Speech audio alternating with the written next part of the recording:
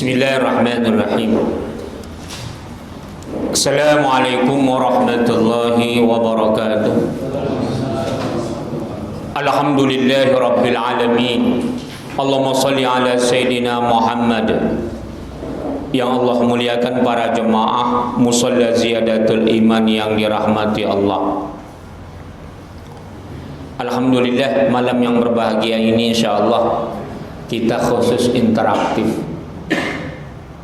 Sebelumnya mari sama-sama kita membacakan ulumul Quran. Lin Nabi Muhammadin sallallahu alaihi wasallam ya Rasulullah wa ala azwajihi wa alihi wa ahli baitihi wa dhurriyyatihi ajma'in wal awliya was salihin wal anbiya wal mursalin wal malaikatil muqarrabin ولآبائنا ولأمهاتنا ولجدنا ولجداتنا ولأساتذتنا ولمعلمنا ولمشايخنا ولجميع المسلمين والمسلمات والمؤمنين والمؤمنات الأحياء منهم والأموات آمين يا الله. Ya Allah ya Tuhan kami, berilah keberkahan kepada kami di dalam majelis ilmu ini. Kiranya bermanfaat kepada kami, keluarga, anak maupun keturunan kami. Jauhkanlah kami dari segala kemurkaan-Mu karena kebodohan dan ketidaktahuan kami. Jauhkanlah kami, anak dan keluarga kami dari segala malapetaka, bencana, fitnah dunia maupun fitnah akhirat. Jauhkanlah kami dari segala cobaan yang tidak sanggup kami memikulnya. Ya Allah ya Tuhan, anugerahkanlah nikmat kepada kami, anak dan keturunan kami, menjadi imaman lil muttaqin, menjadi pemimpin bagi orang-orang yang bertakwa. Ya Allah ya Tuhan, anugerahkanlah kepada kami, anak dan keluarga kami, umur yang panjang lagi berkah. Karuniailah kesehatan, kemajuan dan kesuksesan segala amal usaha yang kami lakukan. Tak luput pula ya Allah, berikan keberkahan kepada siapa saja yang telah pernah berbuat baik kepada kami, khususnya mereka yang membantu perjuangan jihad dakwah kami ini ya Allah. Tinggikan derajat mereka dunia dan akhirat. Bi barakati al-Fatihah. A'udzu billahi minasyaitonir rajim. Bismillahirrahmanirrahim. Alhamdulillahi rabbil alamin. Arrahmanir rahim. Maliki yaumiddin. Iyyaka na'budu wa iyyaka nasta'in. Ihdinas siratal mustaqim. Siratal ladzina an'amta 'alaihim ghairil maghdubi 'alaihim waladdallin. Amin. Alhamdulillah. Silakan kalau ada pertanyaan. Fadlan. Waalaikumsalam. Ibu pertanyaan Ustaz, yang pertama, bagaimana hukumnya menumpuk jenazah? Jadi ada kasus suami meninggal duluan, dia dikuburkan, kemudian istrinya di atas. Cuma saya nggak tahu alasannya apa. Bagaimana hukumnya? Yang kedua, pengetahuan yang saya baca di literatur tasawuf, ada kaidah penyamaran di dalam tasawuf dengan kaidah sebaik-baik hamba Allah adalah yang tidak dikenal di bumi tetapi dia sangat dikenal di langit. Bagaimana kaitannya itu dengan yang sering kita bahas mengenai penampilan, berpakaian dan sebagainya? Ya, dengan itu kan sufi itu berbaju compang-camping dan sebagainya. Jadi Alhamdulillahirabbil alamin. Allahumma shalli ala Sayyidina Muhammad. Ada pertanyaan pertama yang masuk adalah tata cara salat yang sakit. Lihat sakitnya. Lihat sakitnya. Sakit bermacam-macam sakit. Ada dia badannya kelihatan sehat, tapi ternyata kakinya nggak mampu, pengapuran, atau apa namanya penyakit yang osteoporosis itu tulang. Maka ini pertanyaannya repot ini. Maunya langsung orang yang sakit itu sakitnya apa? Kalau semua penyakit nanti sampai penyakit yang ini, yang lumpuh. Kalau sakit lumpuh bahkan dia nggak perlu lagi berwudu, nggak usah lagi diambilkan wudunya, dan nggak perlu menghadap kiblat karena dia udah nggak mampu lagi. Makanya bingung ini sakit apa sekarang. Sakit itu banyak sekali. Dan memang berat tuntasnya kalau kita apa. Yang penting sholat sakit itu kalau dia sakit kakinya nggak bisa berdiri. Ada orang sakit dia takbir bisa berdiri tapi nggak bisa lama. Nah, dia kalau sholat wajib tidak boleh sholat duduk. Nggak boleh sholat duduk. Jadi dia mampu takbir berdirinya, maka dia wajib berdiri. Allahu Akbar, dia berdiri. Habis itu baru dia duduk. Ternyata dia bisa ruku, dia berdiri lagi ruku. Bisa sujud, bisa berdiri sebentar. Allahu Akbar, dari sujud bangkit. Nah, ini harus dipraktekkan. Makanya kalau ada orang yang sakit itu harus jelas sakitnya apa. Nggak bisa sakit saja. Jadi tergantung dirinya, bagaimana cara sakitnya. Selagi dia mampu berdiri maka dia wajib berdiri, sholat wajib ya. Beda kalau sholat sunnah. Kalau sholat sunnah kita walaupun sehat boleh duduk, tapi kata Rasulullah pahalanya setengah. Nah, tapi kalau orang sakit bagaimana sholat wajibnya? Kalau dia sholat duduk apakah setengah? Tidak.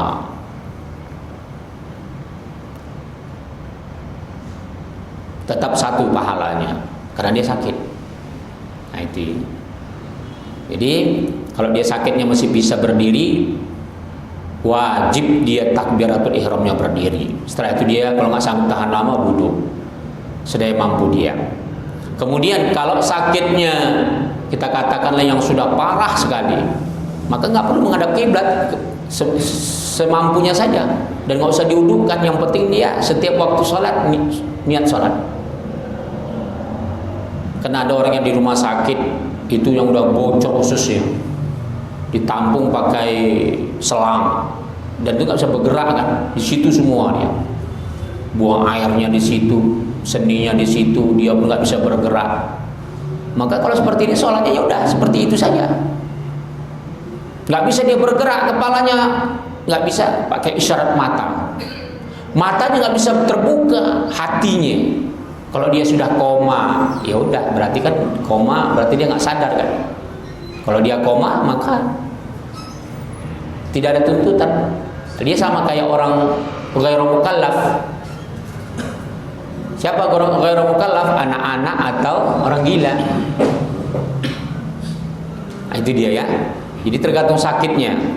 Nah, maksudnya?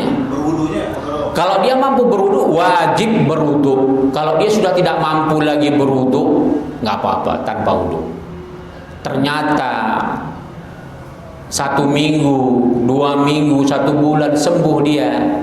Menurut mazhab jumhur ulama, wajib dia qadha. Wajib dia qadha. Kalau meninggal apakah fidyah? Enggak. Kalau dia tidak terus menunaikan sholatnya sampai dia meninggal dalam sakitnya, dia terhitung orang yang mengerjakan sholat. Itu ya. Kalau misalkan saat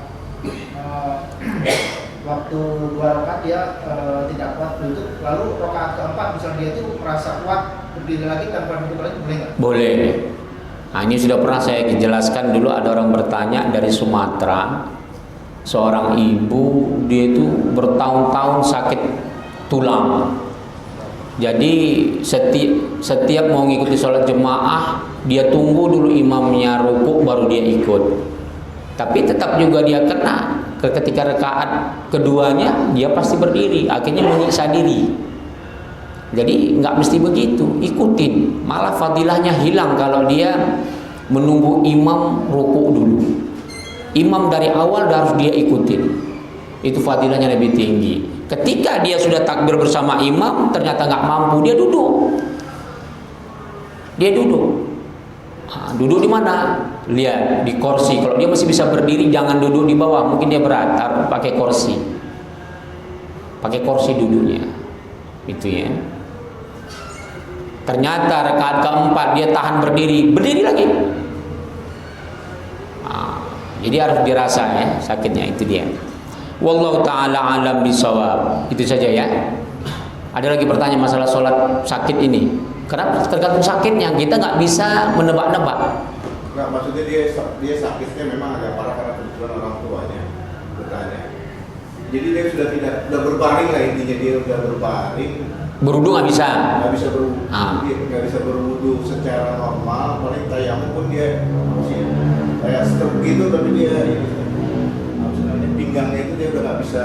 Iya. Kayak kita. Kalau menurut imam kita, Imam Syafi'i, tayamum itu mesti nukilat turab ilal wajah, betul-betul memang materinya nampak. Jadi dia dianggap tidak mampu, maka dia tidak perlu tayamum. Ya sudah, salat saja. Sedaya mampu dia tanpa wudu. Karena dia dalam kondisi seperti itu. Itu dia ya. Jadi saya kira ini sudah selalu sering kita ulang-ulang masalah sholat sakit ini. Jadi itu ya, nggak apa-apa. Dari pahalanya. Sama. والتين والزيتون وطور سينين وهذا البلد الأمين لقد خلقنا الإنسان في أحسن تقويم ثم رددناه أسفل سافلين إلا الذين آمنوا وعملوا الصالحات. Allah, ya. Nanti kamu akan kukembalikan, kata Allah, seperti orang yang lemah. Seperti kamu baru lahir, sakit, artinya kita tua, sakit. Asfala safilin, paling bawah. Tumarodadnahu asfala safilin. Illal ladina amanu, kecuali orang beriman. Hari ini kita mampu bersedekah, setiap hari kita bersedekah satu bakwan, besok nggak mampu, tapi niat kita istiqomah, memang mau bersedekah bakwan 1 biji. Udah, sampai mati Allah catat dia bersedekah 1 bakwan. Itu dia ya. Makanya itu pentingnya istiqomah. Tapi kalau sudah nggak istiqomah, Allah cabut itu. 100 tahun dia sedekah, setelah itu dia putus asa, menyesal, nggak mau lagi sedekah, Allah cabut, hilanglah pahala zuriyahnya. Makanya disitulah penting, hati itu harus sabar, hati itu harus istiqomah. Mujahadah istiqomah itu susah. Dia biasa tahajud tengah malam. Di dalam hadis Muwatta, dalam kitab hadis Muwatta itu Rasulullah katakan, ada orang dia itu bangun tengah malam, ternyata kelewatan.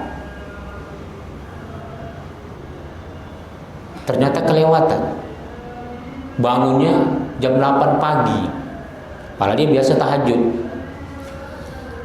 Udah, kata Rasulullah, dia kelewatan itu sama dengan orang yang sholat tahajud sebagaimana dia sholat tahajud biasa.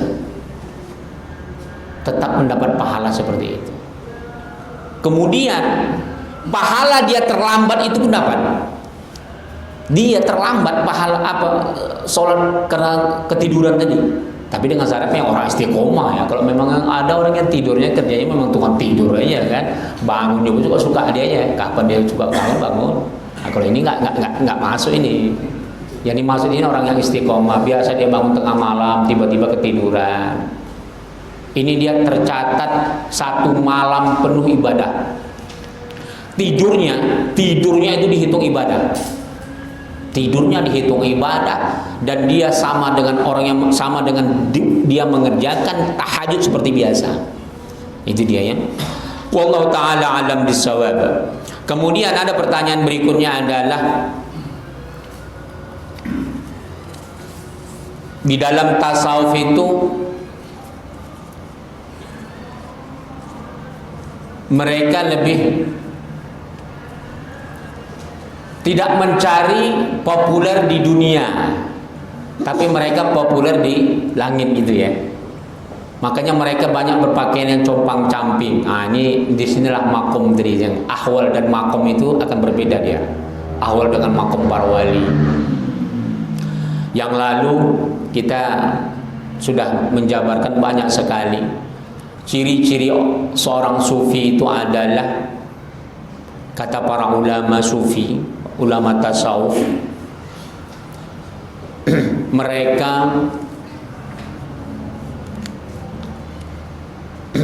mereka itu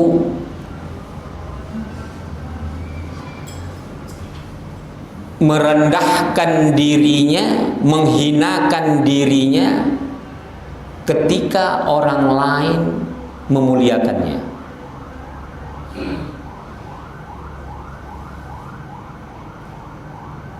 Jadi mereka menghinakan dirinya. Mereka tidak mereka tidak mencari ketenaran dunia, tapi mereka hanya berpikir bagaimana Allah bisa redha.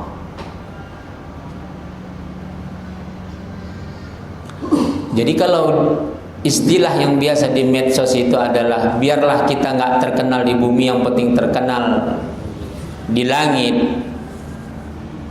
Itu istilah-istilah yang diantaranya ulama-ulama saleh kita menerangkan tentang keikhlasan, tentang makna ikhlas.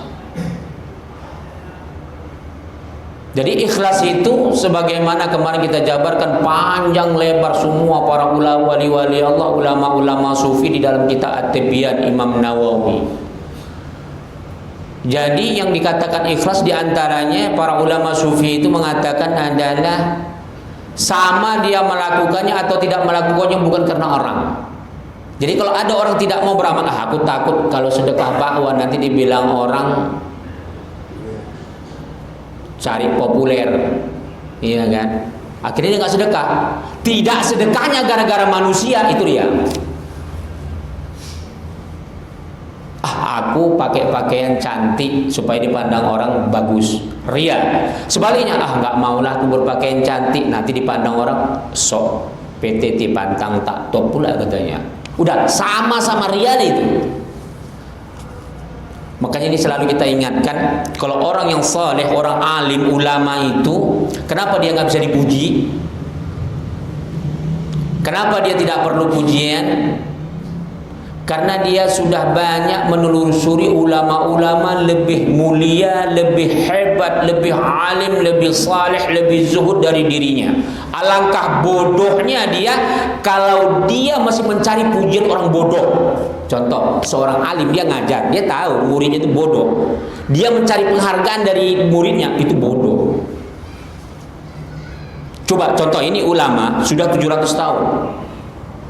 Alangkah bodohnya saya dipuji orang pintar kalau saya dibandingkan dengan kitab yang saya ajarkan seujung kukunya belum ada.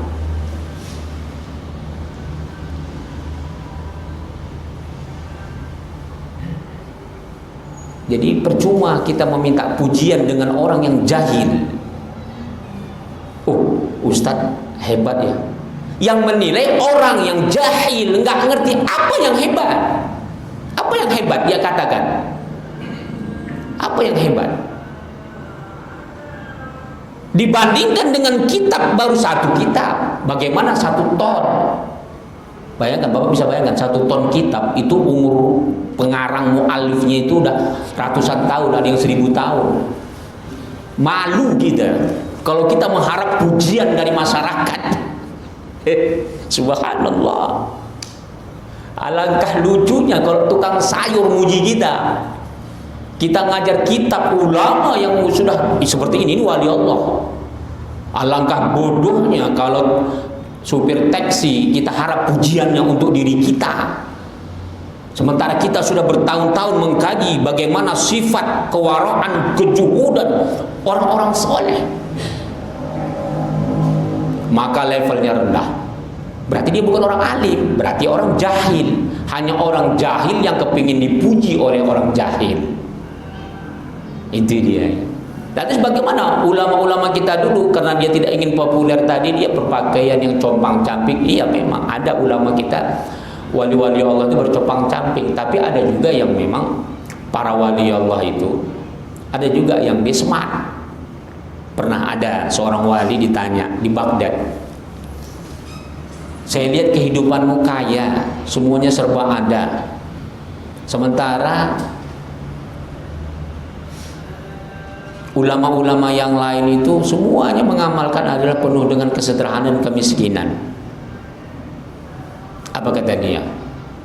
Kamu melihat saya kaya, kelihatannya saja. Okelah kamu lihat saya kaya. Tapi dibandingkan kekayaan yang kamu pandang yang saya miliki, dibandingkan kekayaan Allah, belum ada apa-apanya. Kekayaan yang kamu lihat saya miliki dibandingkan nikmat surga yang Allah berikan, belum ada apa-apanya. Nah, jadi berbeda-beda cara mengamalkan ulama dari segi makom ya. Makom kesederhanaan itu berbeda-beda. Tidak sama dia. Walaupun sebenarnya para ulama kita katakanlah para wali Allah memang lebih suka dia yang apa adanya. Yang apa adanya. Bisa dikatakan gak usahlah terlalu jauh wali Allah. Gak usah terlalu jauh dah. Sekarang saja banyak para ulama kita itu Pak gak pernah beli baju. Dikasih terus. Contoh, maaf ya, yang saya pakai ini nggak pernah saya beli Pak. Semua yang Bapak lihat saya setiap hari ini dikasih semua ya. Belum pernah saya beli baju. Berapa tahun saya di sini belum pernah saya beli baju. Dari serban saya, bahkan kacamata saya, semua dikasih orang. Artinya saya nggak pernah beli baju. Masa kita buang baju pemberian orangnya kan? Atau saya kasih, orang pun nggak mau. Saya kasih baju saya ini, orang nggak mau. Oh Ustaz, nanti bilang orang saya Ustaz katanya kan? Lain pula. Pernah saya coba, saya kasih nggak mau orang. Jumlah ukurannya mungkin. Jadi itu ya. Jadi kesederhanaan itu tergantung makomnya, levelnya. Jadi ketika ada ulama yang sangat sederhana, kita katakanlah Umar bin Khattab. Umar bin Khattab, subhanallah, begitu kayanya dulu dia seorang pembesar Quraisy. Ketika dia sudah masuk Islam, menebus kesalahannya, membayar kifarat kesalahannya, dia selalu membayangkan bagaimana dosa dia sebelum masuk Islam. Padahal sebenarnya nggak lagi dihitung, tapi dia merasa menyesal, dia merasa terlambat memasuki Islam itu. Akhirnya apa? Begitu tinggi zuhudnya, saking tingginya hanya satu helai baju itu pun sangat kusam sekali, bahkan sampai bergantung kainnya. Ada sedekah baju untuk anaknya, dimintanya pakaian-pakaian bekas, itulah digunting, dijahit, disambung. Sampai-sampai ketika jadwalnya khutbah Jumat, dia terlambat datang. Disuruhlah sahabat yang lain, coba lihat Umar bin Khattab, kemana dia, kenapa lama kali, apa sakit? Ditengok, enggak, rupanya lagi nunggu pakainya dijemur. Karena nggak ada lagi, cuma satu itu. Udah, level Umar bin Khattab, waduh, iya. Di dunia saja seperti itu, tak sanggup kita ngikuti. Maka surganya nanti tak pantas surga dia kita minta. Nggak pantas surga dia kita ingin minta. Karena kita sekarang lapar saja ketakutan, miskin saja kita merasa hina, susah saja kita mau mencuri, mau berbohong. Kalau sudah kita susah makan, main judi supaya bisa makan. Atau dia kaya, kurang kaya, main judi supaya lebih kaya. Nah, itu dia. Jadi ahwal dan makom para wali itu berbeda-beda. Semakin tinggi makomnya, maka semakin tinggi ahwalnya, semakin tinggi makomnya. Jadi contoh Rasulullah, makom Rasulullah itu adalah lebih tinggi dari seluruh para rasul dan nabi. Makom seluruh para nabi paling tinggi makom ulul azmi, Nabi Musa, Nabi Nuh, Nabi Isa, Nabi Muhammad sallallahu alaihi wasallam. Itu level makom yang paling tinggi di antara seluruh para rasul yang 25. Di antara seluruh rasul yang di atas itu yang lebih dari, dalam sebuah riwayat ada yang dikatakan 8.000, ada yang dikatakan 25.000, banyak riwayat. Udah, di antara seluruh rasul makom paling tinggi yang 25 rasul dan nabi. Itu makom yang paling tinggi. Di antara yang 25 makom paling tinggi mana? Yang ulul azmi. Nabi Nuh, Nabi Musa, Nabi Isa, Nabi Muhammad sallallahu alaihi wasallam, Nabi Ibrahim. Di antara ulul azmi yang makom yang paling tinggi siapa? Rasulullah. sallallahu alaihi wasallam. Setelah itu siapa? Nabi Ibrahim. Makanya kalau kita mau mencontoh level seperti itu, walaupun kita tidak mungkin bisa mencapai seperti makom Rasul, makomnya ulama, cuman begitulah cara menilainya Allah, begitulah cobaannya.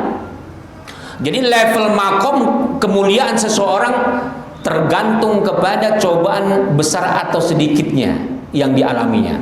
Semakin besar, jadi ulul azmi itu adalah makom Rasul, Nabi dan Rasul yang cobaannya paling berat. Jadi kalau kita mau tinggi level kita di mata Allah dunia dan akhirat, apabila cobaan kita lebih berat dari siapa saja. Begitu juga ulama. Ulama itu nanti walaupun sama dia pangkatnya, tergantung cobaan paling besar siapa. Maka cobaan yang paling berat itulah yang paling tinggi makomnya di sisi Allah dunia dan akhirat. Begitu juga kita. Sanggup nggak kita? Kita dihina orang, didengkiin orang, dimaki-maki orang, udah sejauh mana kemampuan kesabaran kita? Jadi itu dia ya. Jadi kemudian tadi apa pertanyaan berikutnya? Menumpuk jenazah. Ini juga sudah pernah saya posting ya. Menyatukan jenazah dalam satu lubang boleh, tapi nggak boleh ditumpuk, nggak boleh ditimpa, ya. Di sampingnya nggak boleh ditimpa. Ini udah pernah saya posting dulu berapa bulan yang lalu ya. Jadi beberapa minggu yang lalu saya ditelepon dari Riau. Mereka bertanya begini, kebetulan ada orang Riau meninggal di Jawa Tengah. Dia bekerja di Jawa Tengah. Akhirnya dipulangkan pakai pakai tabut, peti mayat. Orang sangka kena COVID, padahal enggak. Jadi dipulangkan dari Jawa Tengah sampai ke Riau. Pas mau dikuburkan, dipoto orang tuh, di-share ke saya, bertanya, apa ini hukumnya Ustaz? Saya tengok, ini pas mereka bongkar kuburan keluarganya masih ada kain kapannya. Sementara itu mayat sudah dipaku dari sana, nggak boleh dibuka, katanya udah dimandiin, udah. Jadi pertama dia tanya apa hukumnya pakai tabut. Yang kedua, ini mau satu lubang, apa ditimpa saja? Karena pas dibuka mayat masih ada, yang pertama. Saya bilang nggak boleh. Kalau mayat pakai tabut boleh, hanya makruh saja kalau tanpa sebab uzur, makruh. Tapi kalau sebab uzur boleh. Contoh umpamanya airnya banyak, atau mayatnya hancur, atau mungkin mayatnya kena antraks, kena corona, itu boleh pakai tabut, nggak apa-apa. Hanya makruh saja pakai tabut, itu makruh hukumnya. Cuma jangan ditimpa. Mereka timpa mayat yang dibawa, mau ditimpa peti mati, nggak boleh.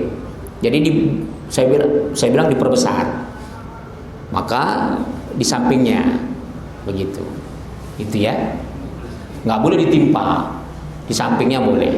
Jadi dia berbarengan gitu ya, berbarengan, jangan ditimpa ya, nggak boleh tumpuk kayak numpuk kayu. Kathrul mayyit kakathri fi hayatih, kama qala Rasulullah sallallahu alaihi wasallam. Hati-hati. Kita menumpuk tulang mayat, Pak, sama dengan kita menumpuk tulangnya semasa hidup. Ketika masih hidup, Bapak mau nggak tidur ditumpuk? Bisa nggak? Hati-hati itu. Maksimal 2 orang. Maksimal 2 orang. Ya kalau luas tanahnya boleh digali lagi. Contoh kan kalau di kampung-kampung itu kan tanah itu, contoh dia di sini dilubangin, ditaruh sampingnya, lubang lagi samping, akhirnya dilebarkan. Tapi kan kalau di Jakarta kan udah nggak bisa lagi kan, karena kan ini. Yang boleh satu liang itu kan? Apa tuh? Yang boleh satu liang itu saudaranya atau orang lain juga bisa? Nggak dengar saya apa? Yang boleh satu liang, Satu liang, yang boleh satu. Itu dia, buka maskernya kalau cakap. Jadi di antara adab berbicara dengan guru, dibuka maskernya, ya. Yang boleh di satu liang tanah ke dalam kubur itu saudara-saudara Atau orang lain juga boleh? Boleh orang lain, tapi dengan syarat jangan ditumpuk. Dia di sampingnya. Itu dia ya. Itu saja ya. Terus sudah itu gimana? Ustaz? Apa tuh? Yang pertama udah nggak ada, udah rata, nggak apa-apa, kita taruh di atas. Nggak ada tulangnya. Nggak ada. Kalau nggak ada ya nggak apa-apa. Kalau ada bekasnya, kan ada bekas biasanya. Contoh anak bayi saja, itu tetap dia punya kesan tanahnya. Jadi tanahnya dipinggirkan tanahnya, jangan ditimpa saja. Begitu dia ya, dipinggirkan berdekatan begitu. Kalau ada tulang-tulang itu dipinggirkan Boleh. Dipinggirkan. Baru jenazahnya di sampingnya. Nah, jangan ditumpuk, jangan ditimpa. Dan kalau dari dia utusan, jangan dia nggak penyakit pakai peti mati tadi itu harus dibuka atau tidak? Harus dibuka. Apa? Ini orang dia pakai peti mati, dia tidak ada penyakit, itu harus dibuka apa gimana cara mengukurnya? Kalau nengok kondisinya, kalau zaman sekarang memang kemarin yang WA saya dari Riau itu, memang mereka kata keluarganya nggak kena COVID, tapi kan masyarakat takut. Walaupun nggak kena COVID, siapa yang berani buka itu peti?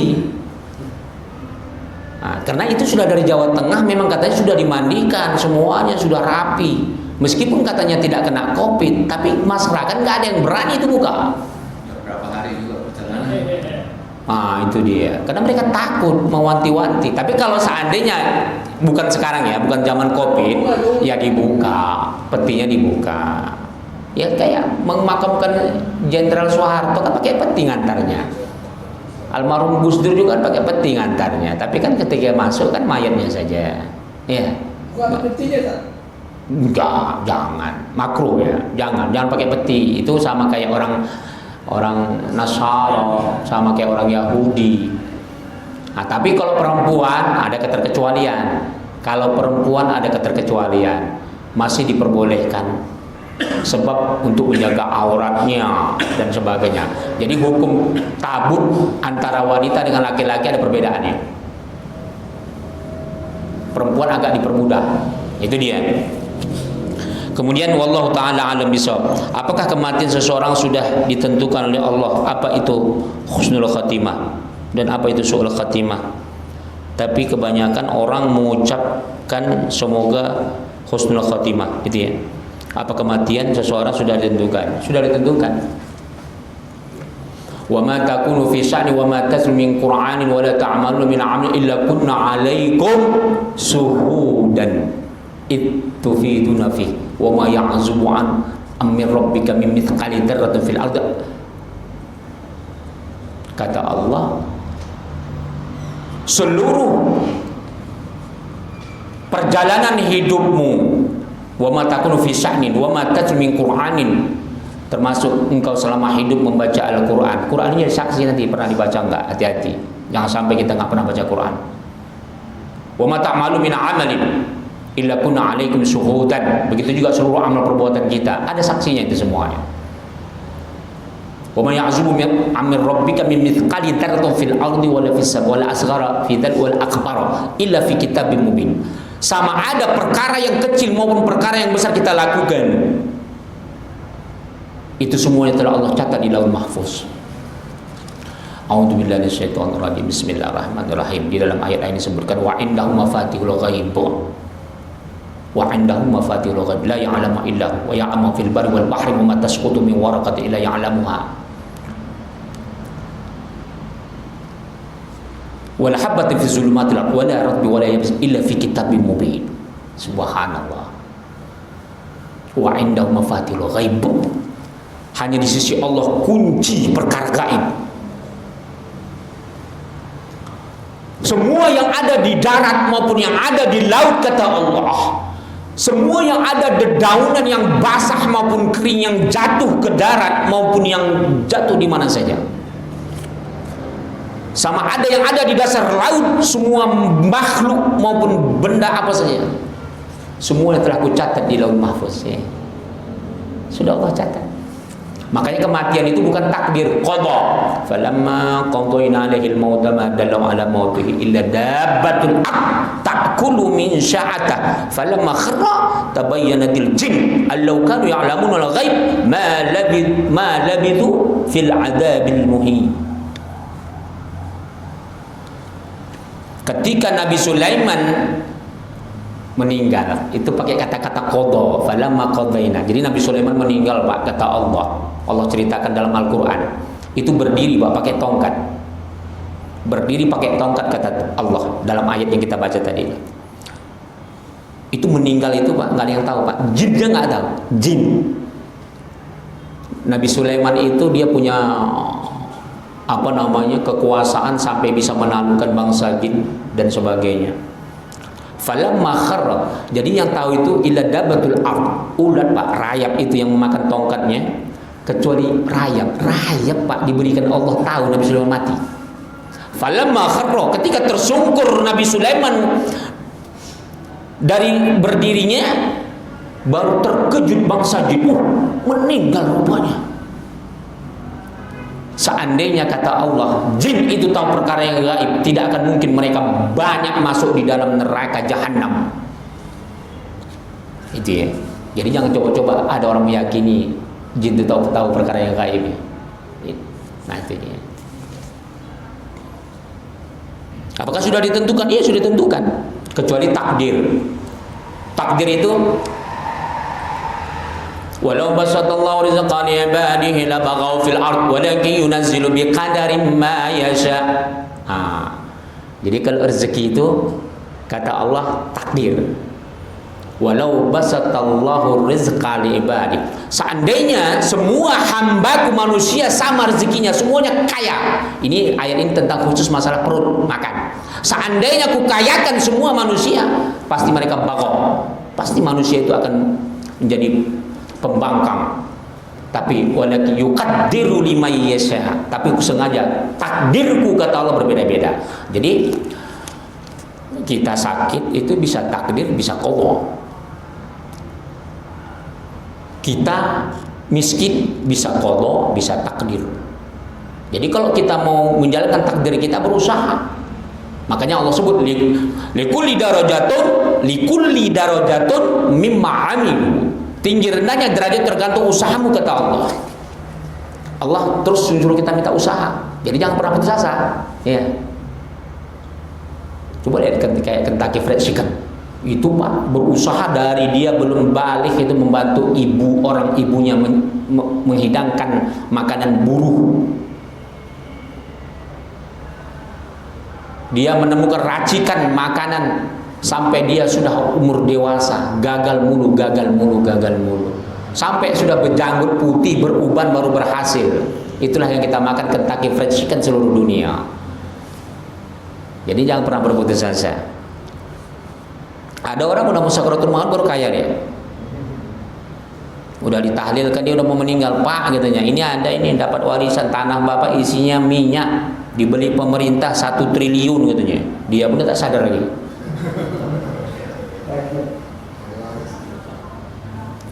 Jadi apa itu husnul khatimah? Maka di akhir hayatnya baik. Apa su'ul khatimah? Di akhir hayatnya buruk. Jadi nauzubillah ya.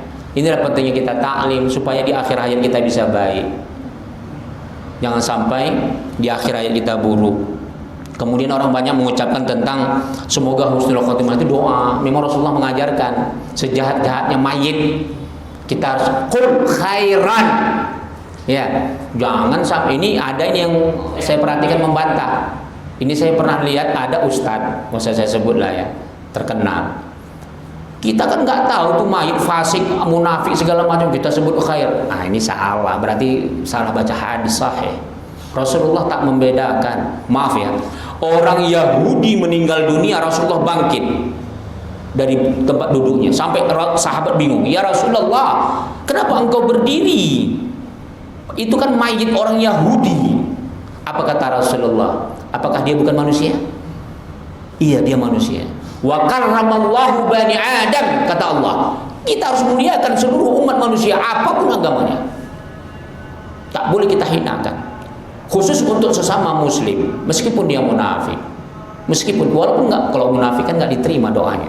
Udah, tetap kita katakan khairan.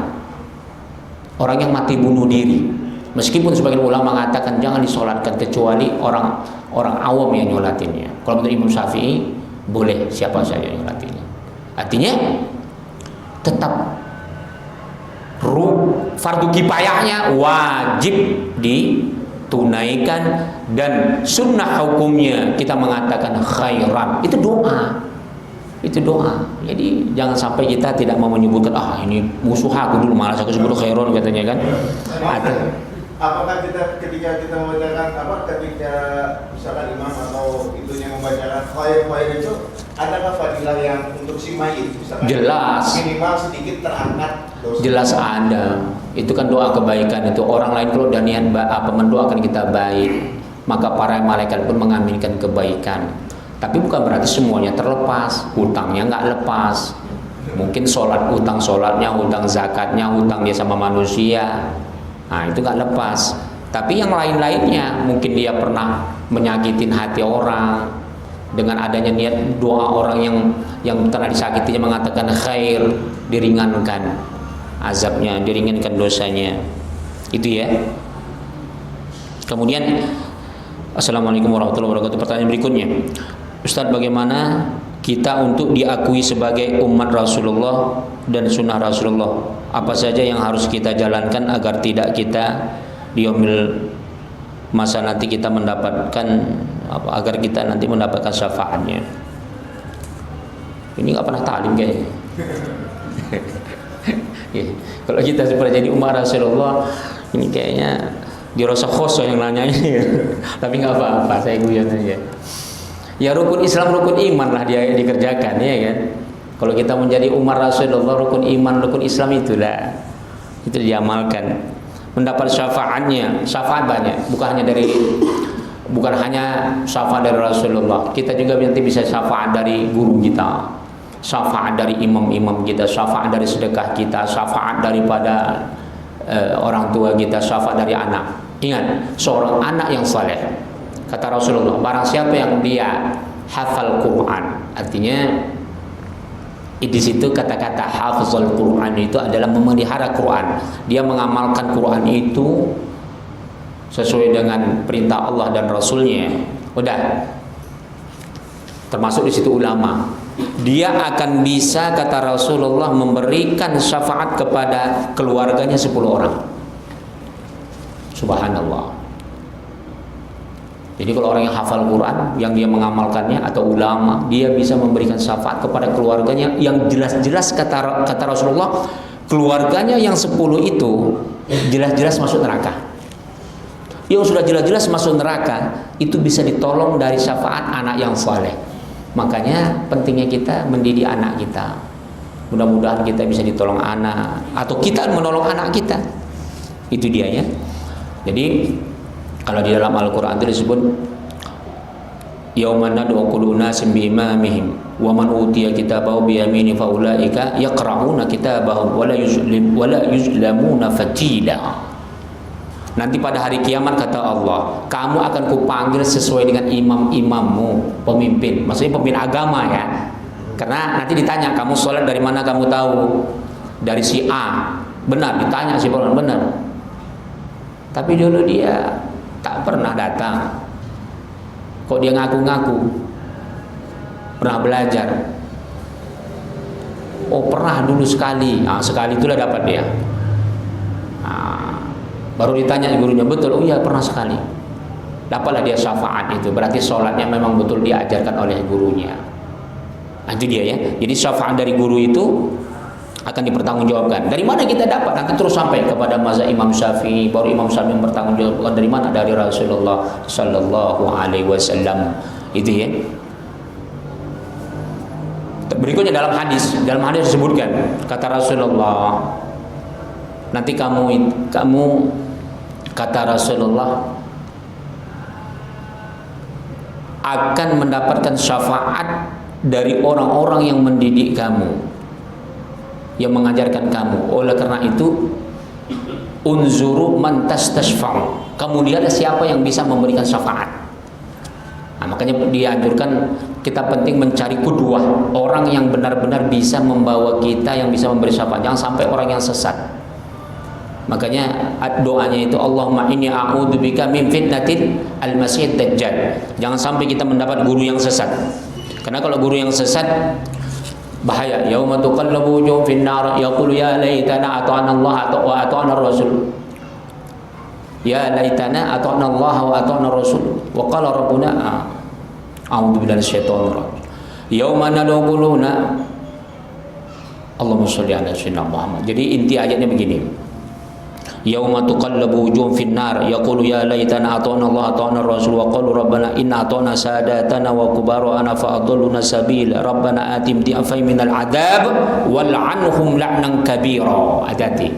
Kalau kita mendapat pemimpin, mendapat imam, mendapat guru-guru yang sesat, nanti kita di akhirat kata Allah, ya Allah, aku menyesal sekali mengikuti beliau.